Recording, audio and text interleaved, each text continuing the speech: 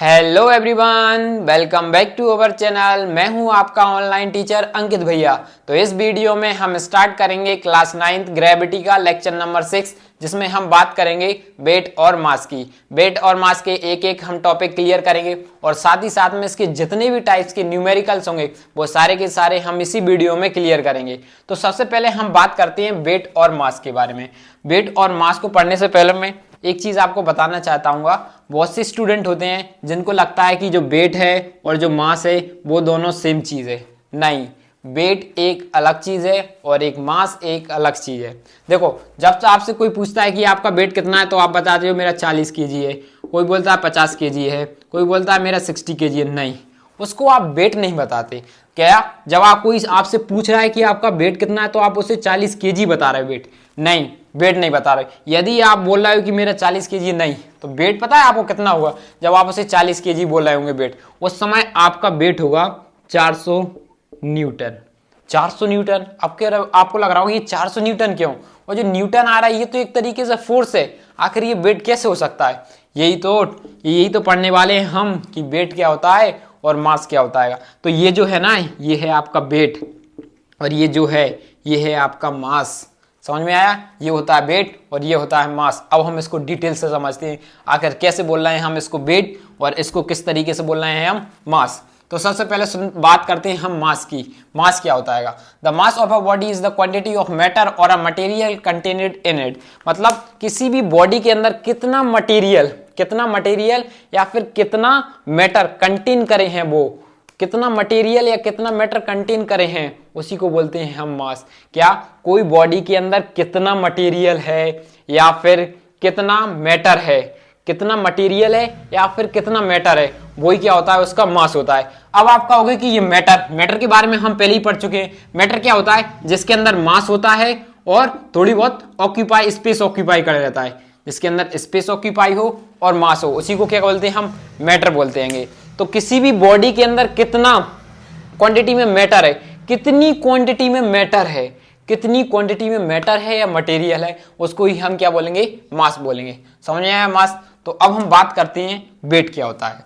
तो वेट की डेफिनेशन पढ़ते हैं। सबसे पहले तो क्या बोला गया है? The weight of a body is the force with which it is attracted toward the center of the earth। मतलब कि किसी भी ऑब्जेक्ट के ऊपर जो अर्थ एक जो फोर्स लगाती है, अर्थ की जो फोर्स लग रही है, उसी को हम वेट बोलते हैं। क्या? किसी भी ऑब्जेक्ट के ऊपर जो अर्थ की फोर्स लग रही है उसी को हम वेट बोलेंगे। समझ में आया? अब मास क्या होता है, वेट क्या होता है। अब हम इसका रिलेशनशिप फाइंड करते हैं वेट और मास का। एक बार और बता देता हूं, मास क्या होता है, वेट क्या होता है। मास क्या होता है? किसी भी बॉडी के अंदर कितनी क्वांटिटी में मैटर प्रेजेंट है, मैटर है, उसको ही हम क्या बोलेंगे, या मैटर कंटेन करें उसको हम क्या बोलेंगे? मास। और वेट क्या होता है? किसी भी ऑब्जेक्ट पर अर्थ कितनी फोर्स लगा रही है, वही क्या होता है? उसका वेट होता है। ठीक है, इतना समझ में आया? अब हम रिलेशनशिप फाइंड करेंगे वेट और मास का। ठीक है, तो हेडिंग डालते हैं यहां पे, calculation mass, calculation of weight from mass. ठीक है, अब एक बताओ, हम वेट क्या है? वेट एक फोर्स ही तो है। वेट क्या है? एक फोर्स है। क्यों फोर्स है? क्योंकि फोर्स ही तो लग रही है, जो अर्थ की ग्रेविटेशनल फोर्स लग रही है उसी को तो हम क्या बोल रहे हैं? वेट बोल रहे हैं। तो फोर्स का फॉर्मूला क्या होता है? हमारा होता है m इंटू में a। तो फोर्स क्या है हमारा? एक तरीके से वेट ही है। तो वेट को लिख सकते हैं। अब वेट को हम डिनोटेट किससे करेंगे? W से। उसी तरीके से हम मास को किससे करेंगे? स्मॉल m से। यहाँ पे वेट इस तरीके से हमारा W से डिनोटेड हो जाएगा। ठीक है, ये वेट है और ये मास। ठीक है, तो वेट m इंटू में। अब एक्सीलरेशन को हम, एक्सीलरेशन यहाँ पे कौन सा एक्सीलरेशन लग रहा है? Acceleration due to gravity. Gravity खींच रही है, अर्थ कितनी जोर से अपनी तरफ खींच रही है, उसी को हम वेट बोला है। तो एक ही जगह हम क्या लिख देंगे? जी लिख लेंगे। तो यहां से हमारा ये फॉर्मूला निकल के आया। अब मैंने बताया था ना आपको 400 न्यूटन आपका किस तरीके से निकल के आया था वो वेट। जब आप बताए तो मेरा 400 kg है, आपका मास कितना लिया था उस वक्त? हमने 400 kg लिया था, 40 kg लिया था। ठीक है, और हमारे लिए ग्रेविटी की वैल्यू कितनी होती है? 9.8 एक्सीलरेशन होता है, लेकिन 9.8 एक्सीलरेशन होता है। ठीक है, अभी हम कितना लेके चलते हैं? 10 लेके चलते हैं, जिससे हमारी कैलकुलेशन इजी हो जाए और आपका टाइम भी कम लगे। तो हमने अभी के लिए ग्रेविटी की वैल्यू 10 मीटर पर सेकंड मान लिए बस। तो वेट का फॉर्मूला क्या होता है? m इंटू में g। तो मास कितना है हमारा? 40 और ग्रेविटी कितनी लग रही है? 10 तो 40 न्यूटन। अब फोर्स की, ये तो फोर्स ही है ना, तो इसकी ऐसा यूनिट क्या होगी, न्यूटन। अब समझ में आया, समझ में आया इस तरीके से, किस तरीके से आ रहा है। तो अब वेट क्या होता है और मास क्या होता है, इसमें आप कंफ्यूजन मत होना। जब भी आपसे कोई पूछे आपका वेट कितना है, तो वेट बताओगे 400 न्यूटन और मास कितना है तो आप बताओगे 40 kg। समझ में आया, ठीक है। आई होप ये टॉपिक भी क्लियर हो गया। अब हम बात करते हैं इनके डिफरेंस बिटवीन की, दोनों की डिफरेंस बिटवीन फाइंड करते हैं, क्योंकि सबसे ज्यादा उसी के ऊपर क्वेश्चन आता है, आपसे पूछा जाता है डिफरेंस बिटवीन बताओ हमारे लिए मास का और वेट के बारे में। तो सबसे पहले आप ये यहाँ पे शायद बन जाएगा, तो मैं यहीं पे कर लिख लेते हैं, ठीक है। यहाँ पे मास और वेट का यहाँ पे लिख लेते हैं, मास लिखेंगे, यहाँ पे मास हो जाएगा और यहाँ पे हो जाएगा हमारा वेट का।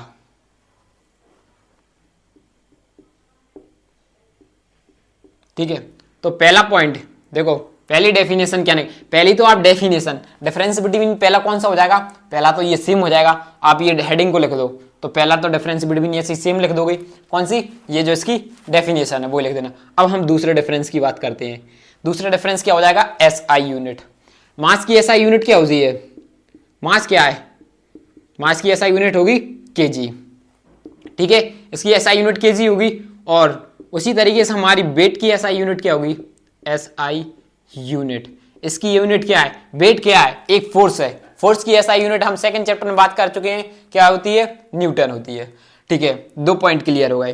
तीसरी पॉइंट की बात करते हैं, ये स्केलर क्वांटिटी होता है या वेक्टर क्वांटिटी होता है। मास, मास क्या है, एक स्केलर क्वांटिटी है, क्योंकि सिर्फ और सिर्फ इसके पास मैग्नीट्यूड है, डायरेक्शन तो है नहीं। अब 2 किलो का मास ले लिया, अब हमको नहीं पता किस डायरेक्शन में फेंकना है, फेंक थोड़ी, मास है, कोई डायरेक्शन आ रहा है इसमें, तो ये कैसी हो जाएगी हमारी स्केलर क्वांटिटी, स्केलर क्वांटिटी।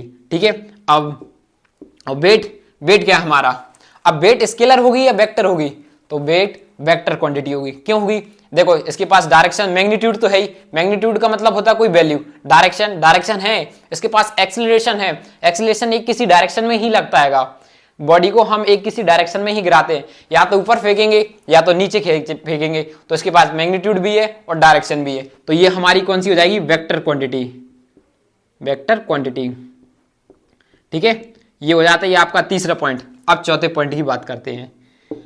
अब चौथा पॉइंट ये है, क्या मास जीरो हो सकता है, हो सकता है क्या, मास क्या जीरो हो सकता है, नहीं, मास कभी जीरो नहीं हो सकता, मैटर कभी जीरो ही नहीं हो सकता। मैटर क्या होता है, जो थोड़ी बहुत स्पेस ऑक्यूपाई करे, जिसके पास मास हो, तो मैटर मास कभी हो गए जीरो नहीं होगा। तो यहां पे लिखे mass can not be zero, mass कभी भी जीरो नहीं हो सकता। क्यों नहीं होगा जीरो, मास जीरो कैसे हो जाएगा, कैसे हो सकता है हमारा मास, एक्सप्लेनेशन कैसे, मैटर कभी जीरो हो सकता है, मैटर तभी तो बोलेंगे हम किसी का जिसके पास मास हो। अब मैटर के पास मास, मैटर हटा दिया तो मैटर के पास मैटर ही नहीं होगा, तो फिर मास कहां से होगा, तो हम मास किस तरीके से बोल सकते, नहीं बोल सकते मास, इसलिए मास हमारा कभी भी जीरो हो ही नहीं सकता। और उसी तरीके से हम बात करते हैं वेट की, क्या वेट जीरो हो सकता है, weight can be zero, weight zero भी हो सकता है। क्यों हो सकता है जीरो, बता वेट कैसे हो सकता है जीरो, यदि हमारी ग्रेविटी जीरो हो गई तो वेट जीरो हो जाएगा। जैसे कि हम स्पेस में चले जाएं या और किसी प्लेनेट पर चले जाएं, तो वहां पे हमारी जी की वैल्यू चेंज होती है। जैसे हम स्पेस में चले जाते हैं, वहां पे हमारी ग्रेविटी कैसी हो जाती है, जीरो। यदि हमारी ग्रेविटी जीरो हो गई तो हमारा वेट भी जीरो हो जाएगा। फॉर्मूले में पुट करके देख लो, जैसे कि अब देखो हम स्पेस में जाते हैं तो हमको कैसा लगता है, वेटलेस हो गए, हमारे अंदर कोई वेट ही नहीं है, ऐसा लगता है हम हवा में उड़ रहे, हमारे पास बिल्कुल भी वेट नहीं है। क्यों लगता है, क्योंकि हमारे उस वक्त क्या होती है, ग्रेविटी जीरो हो जाती है। समझ में आया। और जरूरी नहीं है जीरो भी हो, ये तो पॉजिटिव भी हो सकती है, क्या, पॉजिटिव भी हो सकती है और नेगेटिव भी हो सकती है। अब आप कहोगे पॉजिटिव कैसे और नेगेटिव कैसे, क्यों, एक्सीलरेशन नेगेटिव हो सकता है, तो इसका मतलब क्या, हमारा वेट भी नेगेटिव हो सकता है। एक्सीलरेशन नेगेटिव क्यों हुआ, अब आप पूछोगे एक्सीलरेशन नेगेटिव क्यों होगा, अरे एक्सीलरेशन नेगेटिव क्यों होगा, जब हम किसी चीज को ऊपर फेंकते हैं तो उसका एक्सीलरेशन नेगेटिव हो जाएगा। Acceleration due to negative gravity negative हो गया तो हमारा वेट भी नेगेटिव हो गया। उसी तरीके से हमारी कोई सी बॉडी नीचे की तरफ आती है तो हमारा एक्सीलरेशन कैसा होता है, पॉजिटिव होता है, तो एक्सीलरेशन पॉजिटिव हो जाएगा तो हमारा वेट भी पॉजिटिव हो जाएगा। ये इसी तरीके से हमारा यहाँ पे पॉइंट था हमारा 4 पॉइंट हो जाता है। अब नेक्स्ट पॉइंट आता हैगा, क्या मास चेंज हो सकता हैगा? बताओ, थोड़ा बहुत आप खुद से सोचो कि हम मास को चेंज कर सकते हैं क्या? मास क्या होता है? मास क्या होता है? सबसे पहले तो आपको मास की डेफिनेशन अच्छे जानेंगे, कितनी क्वांटिटी में उसके अंदर मैटर प्रेजेंट है। क्या मैटर चेंज हो सकता है? नहीं, मैटर तो बदल ही नहीं सकता है। यदि आप यहां से लेके माउंटेन एवरेस्ट पे पहुंच जाओ, बुर्ज खलीफा पे पहुंच जाओ, तो आके आपका मास चेंज होगा? आप स्पेस और दूसरी जगह हो जाओ, क्या आपका मैटर बदलेगा? नहीं, मैटर हमारा सेम रहेगा। आप कहीं भी चले जाओ, आउटर स्पेस में किसी भी जगह चले जाओ, आपका मास चेंज नहीं होगा। तो इसका मतलब हो जाए मास हमारा कैसा आएगा? Mass constant. Mass is constant and does not change place to place. ये क्या होता है? किसी भी प्लेस टू प्लेस पर चेंज नहीं होता है, प्लेस टू प्लेस। अब वेट की बात करते हैं, क्या वेट कांस्टेंट होता है? आप ही बताओ। हम स्पेस में पहुंच जाएंगे तो हमारी जी की वैल्यू कैसी हो जा रही? जीरो हो जा रही है। जैसे कि हम अर्थ के नीचे जाते हैं, अर्थ के नीचे जाते हैं तो हमारा क्या होता है? वेट कम होने लगता है। और अर्थ के एकदम सेंटर में पहुंच जाते हैं तो हमारी ग्रेविटी क्या हो रही थी? जीरो हो जा रही थी। हमने पहले पढ़ चुके हैं एक्सीलरेशन ड्यू टू ग्रेविटी में, उस समय क्या हो रहा था? जी की वैल्यू जीरो हो जा रही थी। ठीक है, तो उस समय हमारा वेट भी तो जीरो हो गया। जब हम पृथ्वी के अंदर पहुंच गए, वहां पे जी की वैल्यू जीरो हो गई, तो हमारा वेट भी जीरो हो गया था। उसके बारे में बात, तो हमें बात करना है कि कांस्टेंट नहीं, वेट हमारा कांस्टेंट नहीं हो सकता। क्यों नहीं हो सकता? जी की वैल्यू जरूरी थोड़ी है कि डायरेक्ट जीरो हो। मून पे पहुंच जाओ, मून पे क्या होती है? जी की वैल्यू कम हो जाएगी। और किसी जगह पहुंच जाए वहां पे जी, और किसी प्लेनेट पे पहुंच जाए तो वहां पे जी की वैल्यू अलग होगी। इसका मतलब होता है जी की value place to place change होती रहती है। तो हम यहां पे नेक्स्ट पॉइंट मिल जाएगा, wait can not be constant and it's change place to place. यहां पे लिखेंगे प्लेस टू प्लेस, मतलब जी की value place to place change होती रहती है। आया समझ में? ठीक है, ये थे हमारे 5 पॉइंट। मैं आपसे एक छोटा सा क्वेश्चन और पूछना चाहता हूँ, जो हमारी वेइंग मशीन होती है ना, जो आपकी वेट को नापती है, क्या वो हमारा मास नापती है या फिर वेट नापती है? इसका आंसर बताओ मुझे। पहले वीडियो पोस्ट करो और कमेंट करो, बताओ। इसका आंसर है, जो वेइंग मशीन होती है वो हमारा वेट बनाती है, वेट नापती है। किस तरीके से? देखो, जो वेइंग मशीन होती है हम अपने सिर के ऊपर तो रखते नहीं है, पैरों के नीचे रखते हैं। तो पैरों के नीचे रख रहा है, तो जब हम उस पर खड़े होते हैं तो उस पर एक फोर्स लगती है, फोर्स लगती है, अर्थ अपनी तरफ एक फोर्स लगाती है, तो उस पर वजन आता है, तो वेट निकालती है। बट वो निकाल के क्या दे देती है हमको? मास। वो एक्सेलरेशन से डिवाइड कर देती है। जो जैसे कि देखो, आपको देखो, वेइंग मशीन है, जैसे कि हमने यहाँ पे निकाला, हमारा फॉर्मूला क्या है? वेट इज इक्वल टू में mg। अब क्या कहती है? वेट अपॉन में g कर देती है, मतलब जो हमारा एक्सेलरेशन होता है ना उसको डिवाइड कर देती है। जो हमारा वेट निकल के आता है ना उसको क्या कर देगी? वो एक्सेलरेशन से डिवाइड कर देती है और सीधा हमारे पास मास निकल के आ जाता है। तो जो वेइंग मशीन भी होती है वो भी वेट निकालती है, लेकिन वो एक्सेलरेशन को डिवाइड कर देती है, इसलिए हमारा मास निकल के आ जाता है। ठीक है, ये आगे समझ में अच्छे से? आई होप ये भी आपको क्लियर समझ में आ गया होगा। ठीक है, तो अब हम आगे बढ़ते हैं। तो नेक्स्ट टॉपिक अब हम चेक करते हैं, बट उससे पहले मैं एक चीज़ और बताना चाहता हूँ कि जो हम वेट को मेजर किससे करते हैं। ठीक है, मैं यहाँ पे छोटा सा पॉइंट लिख देता हूँ इसका, क्योंकि इससे पूछा जा सकता है कि मेजर किससे करते हैं वेट को, मतलब वेट को हम किस तरीके से निकाल सकते हैं, डायरेक्ट वेट को, मास को नहीं। तो इसका आंसर हो जाएगा, इसका हो जाएगी स्प्रिंग बैलेंस। स्प्रिंग बैलेंस से आप निकाल सकते हो। जैसा कि आप यहाँ पे ये फोटो देखो, इस फोटो में आप देख सकते हो कि स्प्रिंग बैलेंस कैसी होती है। स्प्रिंग बैलेंस इस तरीके से है, ये देखो नीचे यहाँ पे एक बेड टाइप का लगा इस तरीके से। इस बेड पे ये क्या करती है? हमको बेड बताती है, यहाँ पे कोई सा भी ऑब्जेक्ट रखा रहता है। ठीक है, तो यही था हमारा आज का टॉपिक। आज का टॉपिक नहीं कहने का मतलब है, अब आगे बढ़ते हैं। अब हम बात करते हैं किसके बारे में, कि जो हमारा वेट मून पर कितना होगा, मून के सरफेस पर वेट कितना होगा। ठीक है, नेक्स्ट टॉपिक ये है। तो सबसे पहले आप इसको नोट करो, मैं आगे बढ़ता हूं। अब हम बात करते हैं यदि हम किसी भी ऑब्जेक्ट को मून के सरफेस पर ले गए तो उसका क्या वेट होगा। अभी जस्ट मैंने आपको पहले बताया था कि वेट की डेफिनेशन क्या होती है। वेट की डेफिनेशन क्या होती है कि अब किसी भी ऑब्जेक्ट को अर्थ कितनी फोर्स से अपनी तरफ खींच रही है, वही क्या होता था? हमारा वेट होता था। लेकिन ये वेट कहाँ का था? अर्थ का वेट था। हमें बात करनी है मून के वेट की। तो यदि मून क्या कर रहा है, किसी भी ऑब्जेक्ट को मून अपनी तरफ कितनी फोर्स से खींच रहा है तो वही क्या हो गई, मून का वेट होगा। कितनी फोर्स से वो अपनी तरफ खींचेगा वही क्या होगा, उसका वेट होगा। ठीक है, तो सबसे पहले एक एक्सपेरिमेंट किया गया था। कैसा एक्सपेरिमेंट किया था, तो सबसे पहले मैंने आपको बताया था हम वेट को किससे मेजर करते हैं, स्प्रिंग बैलेंस से। स्प्रिंग बैलेंस से इससे मेजर करते हैं हम वेट को। ठीक है, अब अर्थ पर एक ऑब्जेक्ट लिया, अब उस ऑब्जेक्ट को स्प्रिंग बैलेंस से टांगा तो उसका वेट कितना आ रहा था, 1 न्यूटन आ रहा था। अब उसी सेम ऑब्जेक्ट को हम कहां पर ले गए, मून पर ले गए। ठीक है, मून पर ले गए और स्प्रिंग बैलेंस पर जब हमने टांगा ना तो उसका वेट आ रहा था 6 न्यूटन। यानी कि किसी भी ऑब्जेक्ट का वेट इंक्रीज हो जा रहा था वहां पे 6 गुना ज्यादा अर्थ से। मतलब अर्थ पे 1 का होगा तो वहां पे 6 गुना ज्यादा हो जाएगा। यदि आपका मान लो अभी 40 है, कितना केजी का है, 40 का है, तो मान लो वहां पे जाके आपका उसको 6 का मल्टीप्लाई कर देंगे, मून पर जाकर आपका इतना वेट हो जाएगा 24। इतना आपका मास हो जाएगा, इतना ज्यादा वजन हो जाएगा आपका, पता है। ये सॉरी वेट होगा, ये वेट होता है, सॉरी ये गलत लिख दिया। यहाँ पे क्या होगा, ये हमारा मान ली ये इतना आपका वेट आ रहा था, 400 न्यूटन वेट था। मास तो हमारा कांस्टेंट होता, मास का भी चेंज नहीं होता। देखो मेरे पे गलती हुआ है ना, अब आप कभी नहीं भूलोगे। अब आपको दूसरी बार में याद होना चाहिए, मास हमारा चेंज नहीं होता, वेट हमारा चेंज होता है। तो यहाँ पे हमारा मान लो 40 kg हमारा अर्थ पर वेट था, मास था अर्थ पर, तो हमारा वेट कितना हो जाएगा, 400 न्यूटन हो जाएगा। 400 न्यूटन हो जाएगा, वही सेम वेट मून पर कितना हो जाएगा, इतना हो जाएगा, इतना हो जाएगा आपका न्यूटन। समझ में आया, मून पर 6 गुना। हम इसे थ्योरेटिकली भी प्रूव कर सकते हैं। देखो किस तरीके से कर सकते हैं, मैं आपको करके बताता हूं किस तरीके से। जो हमारा वेट यहां पे लिखेंगे, यहां पे लिखेंगे weight of moon, wait of moon.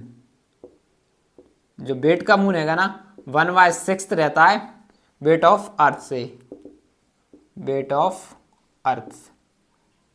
ठीक है, हम इसे प्रूव भी कर सकते हैं। क्या कर सकते हैं, प्रूव भी कर सकते हैं। देखो मैं जल्दी जल्दी बता देता हूं। देखो ये मान लो हमारी अर्थ है, इसको मून मान लेते हैं, ये हमारा मून है। अब मान लो ये मून के सरफेस पर कोई सा भी ऑब्जेक्ट है, सरफेस पर है इसकी रेडियस हम r मान लेते हैं, इसका मास m मान लेते हैं, इसका मास m2 मान लेते हैं, m1 m2। ठीक है, तो इसका फोर्स कितनी लगली, F = G m1 m2 upon में r²। और हमने कैपिटल मानना है, स्मॉल ही मान के चलते हैं यहाँ पे सब। ठीक है, अर्थ के लिए हम ये देखो ये मास होगा। अब देखो हम अर्थ से कंपेयर कर रहे हैं, तो ये जो हमारी यहाँ पे क्या निकाला है, फोर्स को हम क्या लिख सकते हैं, वेट लिख सकते हैं। क्यों, फोर्स और वेट इक्वली तो होते हैं, जो फोर्स होता है वही तो वेट लगता है। तो हम यहाँ पे लिख दिया वेट। ये वेट किसका है, मून का है। अब हमने एक दूसरा ऑब्जेक्ट ले लिया, यहाँ पे ये लिख देता हूँ वेट। अब दूसरा ऑब्जेक्ट मैंने यहाँ पे लिख दिया, ये हमारी अर्थ है। ठीक है, ये हमारी अर्थ है।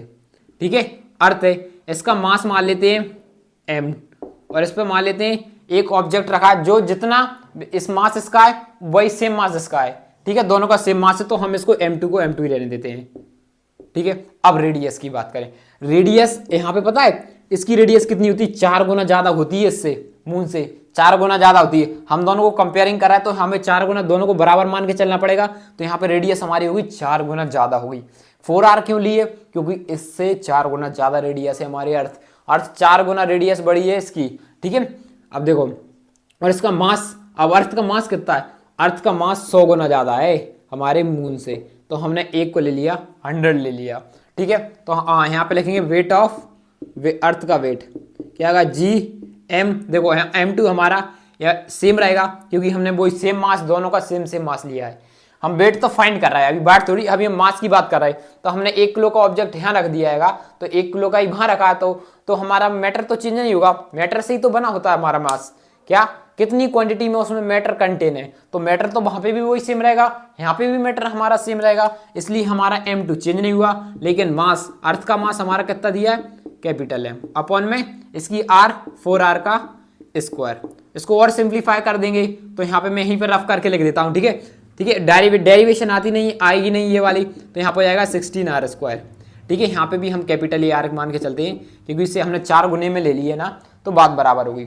और इसका m भी हम कैपिटल M ही मानेंगे क्योंकि हमने इंक्रीज कर दिया है, इक्वल कर दिया, तो दोनों में कैपिटल होगा और जो स्मॉल होगा उसको स्मॉल। अब देखो कंपेयरिंग करते हैं, एक को नीचे ले लेते हैं, वेट ऑफ मून अपॉन में कर लेते हैं वेट ऑफ अर्थ। ठीक है, अर्थ का मून इसका पहले है, इसका लिखेंगे वेट क्या आएगा G(m1) या लिख दें m कैपिटल अपॉन में r, नीचे हो जाएगी r स्क्वायर। अब इसका लिखते हैं नीचे, तो यहाँ पे नीचे लिखेंगे G(m2) n2 में ऊपर हो जाएगा हमारा 100r और ये क्या हो जाएगा नीचे 16, सॉरी नीचे ही तो होगा हमारा 100m, ये नीचे क्या होगा हमारा 100m और ये जो 16 है वो ऊपर पहुंच जाएगा। ठीक है, क्यों ये वाली इक्वेशन को यहाँ जो नीचे होगा वो डिवाइड में पहुंचेगा, ऊपर पहुंच जाएगा। ठीक है, ये m2 से m2 कैंसिल, r से r कैंसिल, g से g कैंसिल, m1 से ये m2 m1 वो सेम थे। ठीक है, ये तो mm सेम हो गए, तो ये सब चीजें आपस में कैंसिल हो जाएंगी। तो यहाँ पे लगेंगे wait of moon upon weight of अर्थ, तो यहाँ पे आ जाएगा 16 अपॉन में 100। ठीक है, कुछ इस तरीके से आ रहा है। इसको हम कैंसिल करते हैं तो हमारा आ गया 4/24। जब हम ना इसको कैंसिल करेंगे ना इससे, तो लगभग हमारा पॉइंट में आएगा 16.23, इस तरीके से आ रहा होगा हमारा। तो देखो ये हम इसका राउंड ऑफ करेंगे तो ऑलमोस्ट कितना बचेगा हमारा 6, तो यहाँ पे लिख देंगे 1/6 इस तरीके से। तो यहाँ पे लिखेंगे weight of moon is equal to 1/6 of weight of earth से, यानी कि जो अर्थ का मून है 1/6 होता है वेट किसका, अर्थ से वेट होता है। ठीक है, यानी कि हमारी 6 गुना ज्यादा वेट हो जाएगा कहाँ पे, मून पर हो जाएगा। समझ में आया? तो ये थी इसकी डेरिवेशन और ये था, हमने पूरा टॉपिक डिटेल से डिस्कस कर लिया है। तो अब ना इसके ऊपर हम न्यूमेरिकल्स लगाते हैं, जितने भी टाइप्स के न्यूमेरिकल्स बनेंगे ना सारे टाइप्स के न्यूमेरिकल क्लियर कर देंगे। ठीक है, तो पहले से नोट करो, मैं आपको बढ़िया बढ़िया न्यूमेरिकल्स लगता हूं। तो अब हम बात करते हैं न्यूमेरिकल्स की। इस पर जितने भी टाइप्स के न्यूमेरिकल्स होंगे ना वो हम इसी वीडियो में क्लियर करेंगे। ठीक है, तो सबसे पहले बात करते हैं पहले न्यूमेरिकल की। क्या बोला गया है, suppose the gravity of earth suddenly become 0। हमें सपोज करना है कि अर्थ की जो ग्रेविटी ना एकदम से 0 हो जाती है। ठीक है, मान लो ये जो हमारी अर्थ है, अब इसकी ग्रेविटी क्या हो रही है, एकदम से 0 हो रही है। In which direction will the moon belong to move if no other celestial body effect on it. देखो सेलेस्टियल बॉडीज का मतलब क्या होता है, जो और भी प्लैनेट्स हैं उनको क्या बोलेंगे हम, सेलेस्टियल बॉडीज बोलेंगे। क्या देखो, तो हमसे पूछा गया है यदि इसकी एकदम से हमें एक्सीलरेशन 0 कर दें, एकदम से इसका एक्सीलरेशन 0 हो जाए, तो ये जो मून है किस डायरेक्शन में भगेगा, किस डायरेक्शन में भगेगा, और भी जो अर्थ और आसपास जो प्लेनेट है ना उनका कोई इफेक्ट ना हो लगे और उनका इफेक्ट नहीं लगना चाहिए, तो हमारा किस डायरेक्शन में जाएगी। देखो हमने क्या बताया था, मान लो हमारा मून इस तरीके से घूम रहेगा, इस तरीके से हमारा मून घूम रहेगा, तो ये अर्थ एक फोर्स लगाती है जिसको हम क्या बोलते हैं, सेंट्रीपिटल फोर्स। क्या बोलते हैं इनको, सेंट्रीपिटल फोर्स। सेंट्रीपिटल फोर्स और एक फोर्स बाहर की तरफ लग रही थी, मैंने बताया था सेंट्रीफ्यूगल फोर्स, बताया था मैंने आपको ग्रेविटी के लेक्चर में, जब एक्सीलरेशन ड्यू टू ग्रेविटी का शायद हमारा 4th लेक्चर था, उसमें बताया था एक बाहर की तरफ फोर्स लग रही है और एक अंदर की तरफ, जिससे ये बैलेंस बना रही। तो हमें क्या करें, अर्थ की ग्रेविटी एकदम से 0 हो जाए तो हमारी सेंट्रीपिटल फोर्स हट जाएगी, बचेगी कौन, सिर्फ सेंट्रीफ्यूगल फोर्स। सेंट्रीफ्यूगल फोर्स बाहर की तरफ लगती है, तो ये क्या करेगा, सेंट्रीफ्यूगल फोर्स की अलोंग स्ट्रेट लाइन में ले जाएगा। जिस तरफ हमारी सेंट्रीफ्यूगल फोर्स होगी ना उसकी स्ट्रेट लाइन में चला जाएगा। तो रीजन लिख देना, जिस साइड हमारी सेंट्रीफ्यूगल फोर्स है उसकी स्ट्रेट लाइन में चला जाएगा। तो ये इसका रीजन होगा। क्यों चला जाएगा, सीधा ही क्यों जाएगा, क्योंकि और अदर सेलेस्टियल बॉडीज हैं वो इस पर कोई भी इफेक्ट नहीं डालेंगी।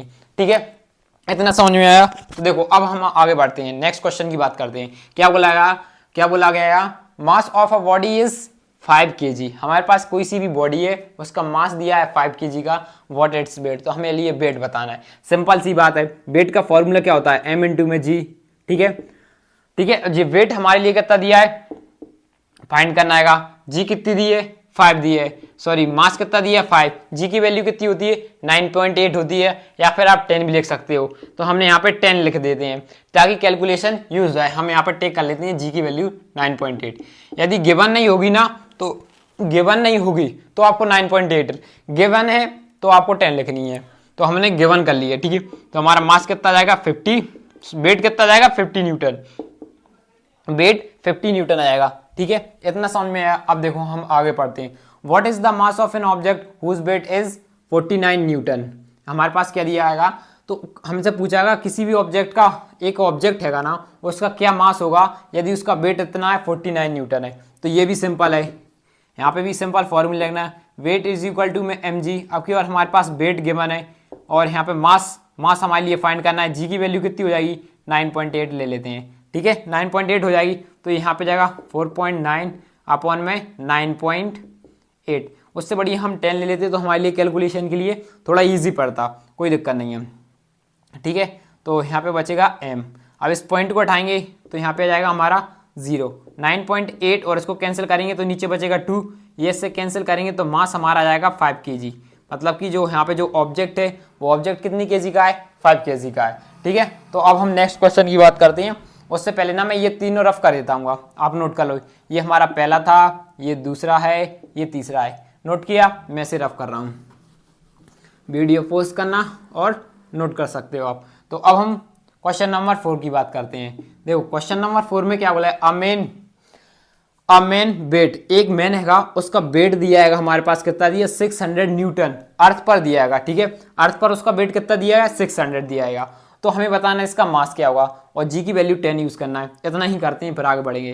तो वेट इज इक्वल टू में हो जाएगा हमारा mg, हमको मास पूछा है, वेट हमारा 600 न्यूटन है, इज इक्वल टू में m इंटू जी, जी की वैल्यू हमको 10, इस साइड में एक जीरो से एक जीरो, तो ये जो मैन है इसका मास कितना जाएगा हमारा 60 kg जाएगा, ठीक है। आगे क्या बोला इसे, इफ बी, आप क्या बोला, if he were taken on the moon, यदि हम इसी मास को, यदि जो भी ऑब्जेक्ट था उस ऑब्जेक्ट को हम कहां पर ले गए, मून पर ले गए, तो हमें बताओ, और उसका वेट कितना हो गया, 100 न्यूटन हो गया है। तो हमें बताना what is the mass of the moon, mass क्या होगा मून का, और साथ में हमें जी की वैल्यू बताने, मून पर जी की वैल्यू क्या होगी, ये दोनों बताने हैं, ठीक है।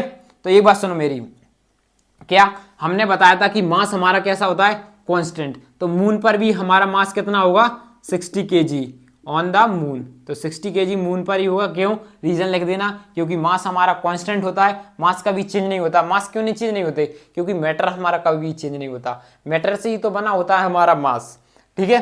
इतना समझ में आया। अब देखो हम आगे बढ़ते हैं नेक्स्ट, और हमें जी की वैल्यू भी तो पूछा है, तो जी की वैल्यू निकाल लेंगे, सिंपल m इंटू में जी, ठीक है।